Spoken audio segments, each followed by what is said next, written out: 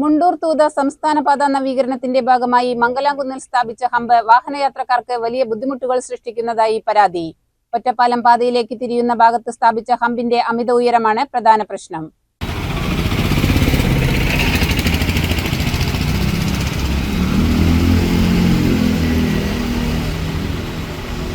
ഹമ്പുണ്ടെന്ന മുന്നറിയിപ്പ് ബോർഡ് പെട്ടെന്ന് കാണാൻ കഴിയാത്ത സ്ഥലത്താണ് സ്ഥാപിച്ചിരിക്കുന്നത്. കൂടാതെ ഹമ്പിൽ മഞ്ഞവരകൾ ഇല്ലാത്തതും അപകട സാധ്യത വർദ്ധിപ്പിക്കുന്നു. ചൊവ്വാഴ്ച രാത്രി അതുവഴി കടന്നുപോയ നേന്ത്രക്കായ കയറ്റിയ ലോറി ഹമ്പിൽ കുടുങ്ങുകയും കായകൾ റോഡിലേക്ക് തെറിച്ചു പോവുകയും ചെയ്തതായി നാട്ടുകാർ പറയുന്നു. ഹമ്പിന്റെ ഉയരം കുറച്ച് മഞ്ഞവരകളിട്ട് സുരക്ഷ ഉറപ്പാക്കണമെന്നാണ് ഡ്രൈവർമാരുടെ ആവശ്യം.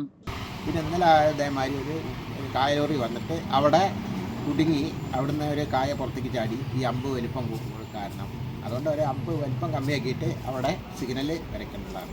അത്ര കാറുകൾ വന്നിട്ട് പെട്ടെന്ന് അമ്പറിയാതെ ചാടുന്നുണ്ട്. അതാണ് പ്രശ്നം. CCN കടമ്പഴിപ്പുറം.